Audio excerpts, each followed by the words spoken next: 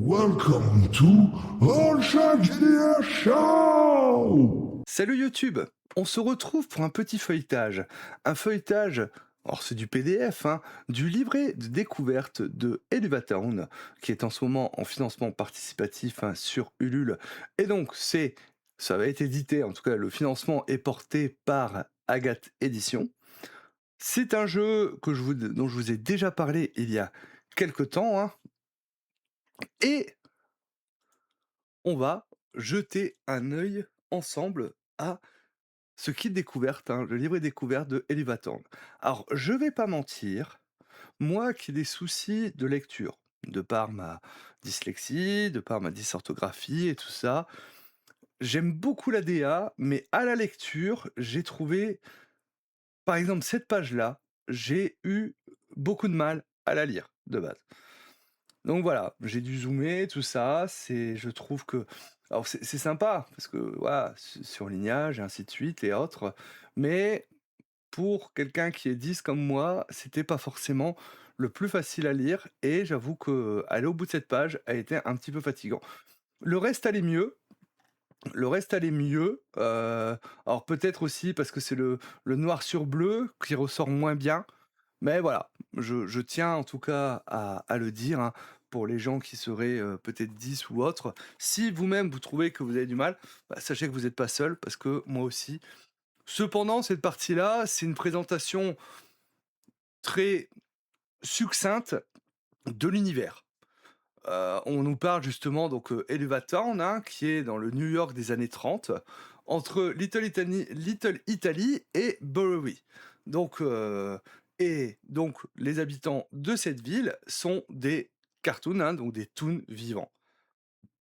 Donc c'est un monde très fou où a priori c'est pas facile d'y aller et c'est impossible d'en sortir, dont l'architecture est très mouvante. Le kit découverte va d'abord justement nous faire la présentation de certains quartiers.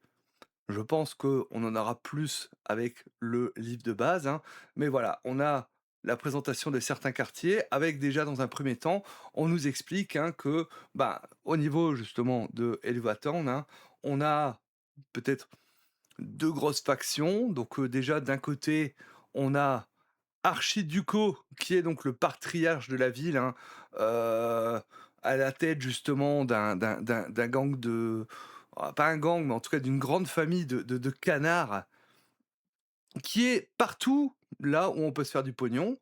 Et à l'inverse, hein, justement, on a donc le rat, je ne sais plus comment il s'appelle, donc qui est plutôt côté mafieux. Ça va être une ambiance toon, mais avec justement ce côté un peu mafia. Donc on a cette présentation, on nous parle également de l'encre. L'encre va avoir vraiment son importance, hein, parce que l'encre, qui est fabriquée donc par Scam Incorporated, qui peut être, se trouver de différentes manières, hein, et de différentes couleurs. L'encre, c'est ce qui donne justement des couleurs plus vives au toon. Et donc, l'encre pure, qui est très rare et précieuse, hein, qui est plutôt pour les toons de la haute société, ceux qui ont des bifetons. L'encre brute, qui se vend sous la main et qui est du coup pour les personnes un peu moins riches et tout ça. Donc, voilà, et ça va avoir son importance également en termes du système de règles. Donc on a la présentation de Green Garden.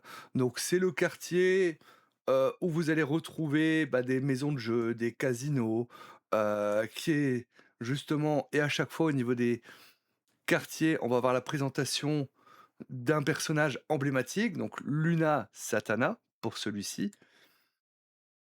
Donc on se retrouve avec, bah, des parieurs ruinés, ainsi de suite, voilà, des casinos, des théâtres, des cinémas dans ce quartier et surtout, bah, des personnages, hein, justement un peu tirés, bah, voilà, la tentation, les enfers,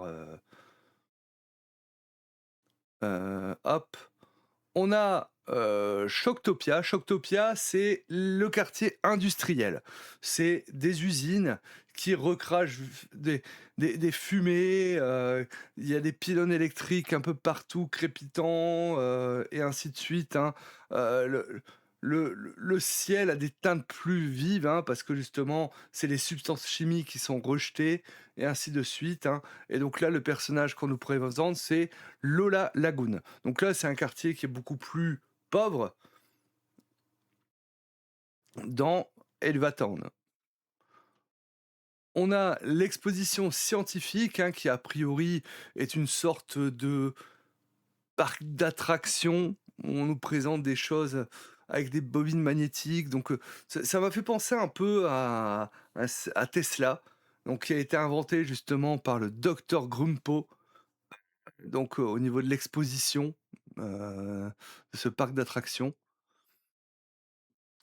On a le pénitencier de Chorizo Extravagante, donc qui est une ancienne usine qui a été transformée en, pénitencier, en prison, où tous les toons, heu, qui ont fait quelque chose sont mis là-bas. A priori, personne n'est jamais sorti de la prison de Chorizo Extravagante, heu et aussi, il faut savoir que, tous les toons finalement qui ont fait un crime ou envisagent ou même imaginent de le faire, sont sanctionnés par la prison à perpétuité. Donc j'aime personne n'est jamais sorti parce qu'il y a que de la prison à perpétuité là-dedans. Jellyfish Junction, donc c'est les docks. Les docks, hein, donc contrôlés justement par, des hommes, aquatiques, des hommes poissons, enfin des voilà, des poissons et autres. Et donc on a dedans le syndicat, l'Agence des cœurs abyssaux, hein, donc qui est un syndicat des poissons organisés, où on va retrouver, justement toutes, les choses où on peut voir d'un syndicat de travailleurs, mais également a priori, hein, où ils toucheraient à des choses un petit peu plus occultes et tout ça. Donc voilà, un petit peu justement ces présentations, et on nous présente également le personnage de Mads Bunny, le jeune lapin amateur de tronçonneuse, que vous avez juste ici, qui a l'air parfaitement sain d'esprit, comme vous le voyez. Donc voilà, ça c'est une présentation très succincte de Town. Je pense que dans le livre de base, quand il sortira, on aura beaucoup plus de quartiers, beaucoup plus de personnages, hein, qui vont être décrits.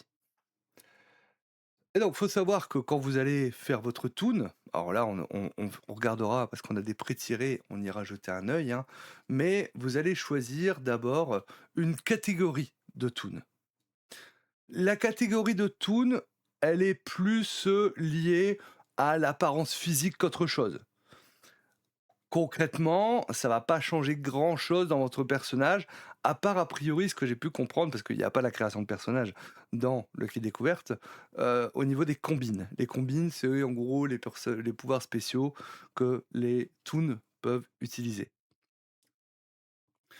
Donc on a 4 catégories. Il me semble que j'avais vu dans la page de financement qu'il y en aura sûrement beaucoup plus, si je me souviens bien quand on avait regardé la page de financement, la semaine dernière ou il y a 15 jours.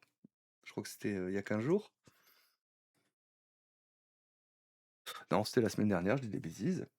Donc on a les toons folks, donc c'est en gros les toons, humanoïdes, en 256 couleurs, hein, heu, qui est un peu les origines, des toons, soit élégants, maladroits, voilà. On a les beasties, donc c'est tous ceux qui sont inspirés d'animaux. Des canidés, des félins, des reptiles, des requins, des insectes ou autres, ça va être des beasties. Les boogies, c'est les créatures, qui font peur. Ouais, les diables, les diablotins, les morts-vivants, les spectres, les démons, les monstres, les cryptides, tout ça va se retrouver dans les boogies. Et les stuff, c'est, les personnages, hein, tirés finalement d'un objet, tout simplement. On voit par exemple là, une cafetière, hein, mais ça peut être tout un tas d'autres objets finalement qui sont devenus des tools, hein, des outils, voilà, un accélérateur à particules ou un meuble, peu importe, hein. Voilà, par rapport à ça, là, bah, ce sera un peu votre imagination, hein, qui permettra de voir tout ça quand, vous pourrez faire votre personnage quand on aura le jeu définitif, qui n'est que là que l'année prochaine, je crois. On a ici la fiche de personnage. Donc, le nom, le casier judiciaire, hein, en gros, le casier judiciaire, c'est le background. C'est-à-dire que, a priori, dans les Batorn, hein, c'est pas la peine d'écrire un background parce que, en gros, les flics le font pour vous. C'est comme ça que c'est un petit peu expliqué. On a les caractéristiques, on a physicalité, mondanité, versatilité, absurdité. Et donc on aura des points là-dedans. Vous voyez qu'il y a une couleur, parce que chaque attribut finalement va être représenté par une couleur ou associé finalement à un signe au niveau des cartes. Donc pour la physicalité, c'est le vert et c'est le carreau. La mondanité, c'est le rouge et c'est le cœur. La versatilité, c'est le bleu et le pique. Et l'absurdité, c'est le jaune ou non, le trèfle, pardon, la versatilité et l'absurdité, c'est le pique. On verra son importance justement quand on parlera du système de jeu. On a les bifetons. Bah, les bifetons, c'est l'argent que vous avez. C'est important les bifetons parce que plus vous avez de bifetons, plus vous êtes respecté dans Elevatorn. Par contre, si vous en avez plus, bah après vous pouvez avoir des dettes vis-à-vis d'autres toons. Et avoir des dettes, a priori, c'est bah, devoir bosser pour lui et ainsi de suite. On a les poches. Alors les poches, hein, bah, c'est tous les objets que vous pouvez avoir, sachant qu'il n'y a aucune limite de poids ou autre. Parce que bah, c'est des poches de toon, hein. Vous pouvez très bien sortir une voiture de votre poche, ça pose aucun problème. Les nions, c'est vos points de vie.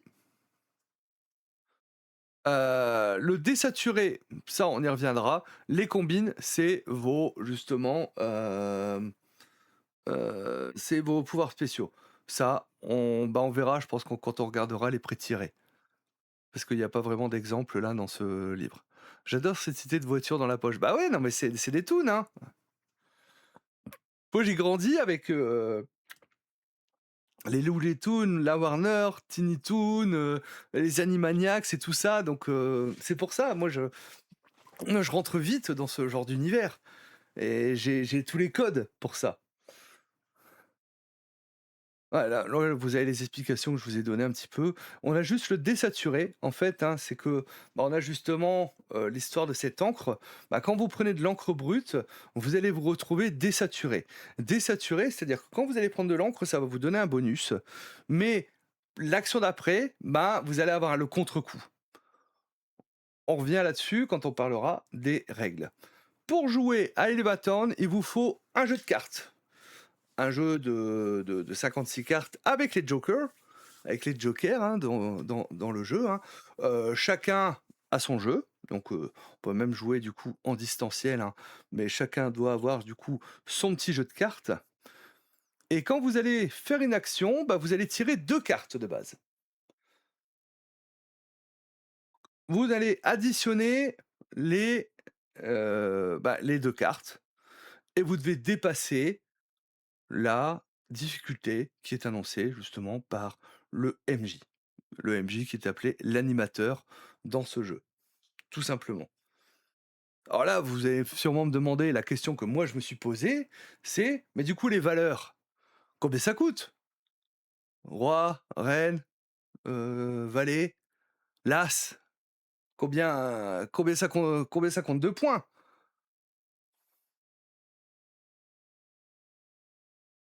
Et pourquoi il est important finalement d'avoir les enseignes aussi?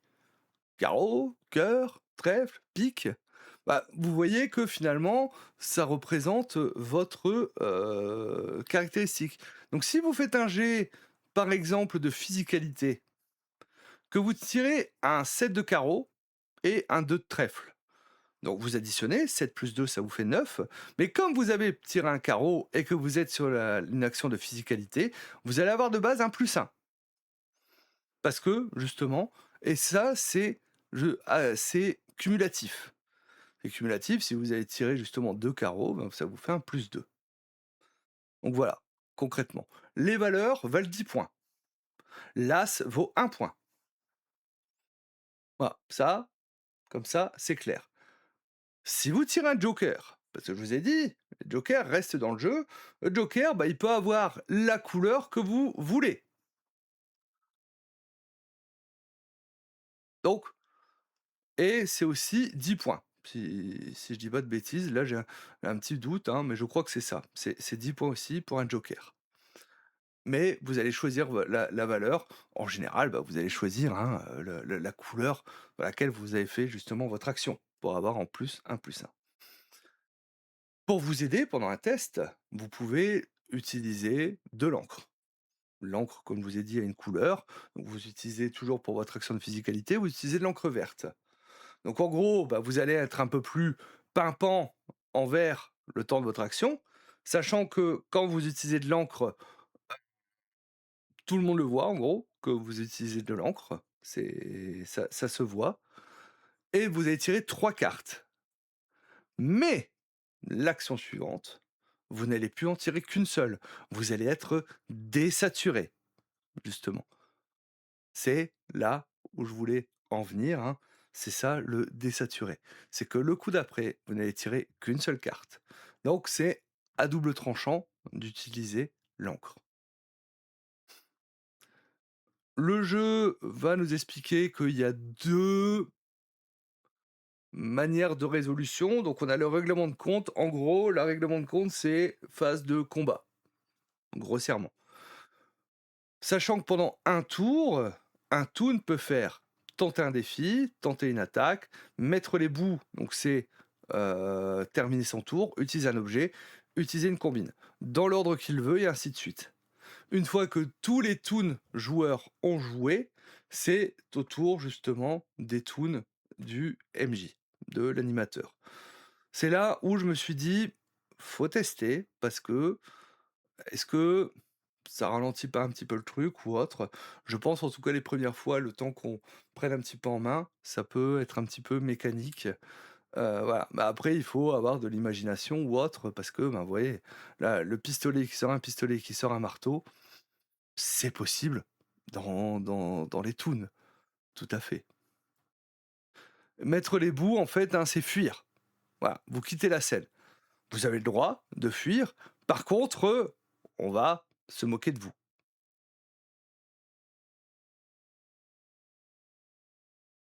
Et enfin, bah, là, c'est la résolution, hein. Comment se résolue finalement ce règlement de compte, hein, donc cette phase de combat? Est-ce que, bah, on met les voiles, donc c'est les joueurs qui ont fui, on se reverra à raclure, c'est les en gros, ouais, on reviendra, hein, voilà, donc les toons, adversaires qui prennent la fuite, les TNJ, les toons non joueurs, comme c'est expliqué dans le jeu. Tous KO, donc vous avez mis tous les TNJ KO, heu et victoire, la ville est à nous, hein. Tous les toons ayant participé au règlement de compte, se partagent équitablement les bifetons. Et après on a les défis, donc c'est toutes les actions qui ne sont pas du combat. On retrouve exactement la même mécanique, hein, on va tirer 2 cartes, hein, on peut utiliser de l'encre également et ainsi de suite. Et là on a les difficultés. Vous voyez? 10 c'est basique, intermédiaire c'est 15, 20 c'est élevé, 25 c'est folie furieuse. Et après on a, bah, le degré de réussite, hein, selon le degré de réussite, bah, ça va être plus ou moins bien en fait, hein, ou d'échec, ça va être plus ou moins bien par rapport à ça. Voilà, donc là, il nous explique un petit peu justement l'encre, hein, par rapport à ça. Et là aussi, on a tout ce qui est, bah, le tableau des TNJ, hein. Donc vous voyez, les sbires, ils sont entre 4 et 5, donc 4 et 5 nions, donc points de vie. Ils n'ont pas de combine et des difficultés de 8-12 pour les toucher, et ainsi de suite. Je n'irai pas plus loin dans la lecture, parce que déjà, moi j'ai arrêté ma lecture pour l'instant ici. Ce qu'il y a après, c'est le scénario qui est inclus dans le kit de base. et j'ai pas l'intention de spoiler ce scénario dans mon feuilletage, comme je le fais à chaque fois quand je feuillette un livret découverte. Par contre, ce qu'on peut faire, c'est aller jeter un œil aux prêts tirés. On a pas mal de prêts tirés, on en a quelques-uns, je crois 6 ou 8, hein. Je crois que c'est ça 8, non même plus, hein, même beaucoup plus. Ils sont fournis en couleur ou en noir et blanc, donc en printer friendly, et vous avez même les fiches de personnages vierges à la fin. Donc je vous propose qu'on jette un petit coup d'œil à ces pré-tirés, et surtout, bah, on pourra regarder un petit peu ces histoires de combines. Donc en commençant par Billy Machani Mochaccino, waouh! Billy Mochaccino, putain j'ai eu du mal à le dire. Qui donc, est un personnage plutôt versatile et avec de l'absurdité. Sa combine, c'est un joker dans la manche. Lors de ce test, choisissez l'une des cartes piochées. Cette carte compte temporairement comme un joker. Alors attention, les combines ne peuvent être utilisées qu'une seule fois pendant, pendant la scène. Pendant une scène, une combine ne peut être utilisée qu'une seule fois. On a Lola Lagoon, qui elle a comme combine «Elle me donne l'air intelligente, ses lunettes». Votre score de versatilité augmente de 1 et vous doublez votre score de versatilité lors de votre prochain test. Donc c'est pas mal. Luna Satana. Donc, top modèle, faites un test de difficulté 12 basé sur l'attribut mondanité. En cas de succès, votre charme et votre aplomb frappent de stupeur votre entourage et vous réussissez automatiquement un défi durant votre tour. Ah, vous voyez, ils ont des dettes, hein. Le Toon doit une dette à la famille Ducos. Le Toon doit une dette à la famille Ducos. Le Toon doit une dette à la famille Ducos. Donc là, bah, j'imagine que ça doit être lié au scénario, hein, qui est dans le kit de base. Mads Bunny. Mads Bunny, donc hurlez à la lune. Lors de votre prochain test, ajoutez 1 à votre score d'absurdité et doublez-le. Alors là, lui, il a 0 en mondanité, 0 en versatilité, hein, c'est...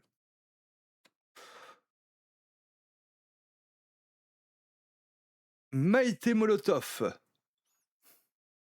Idée explosive. Piochez cette carte supplémentaire lors de votre prochain test. Vous recevrez un ion.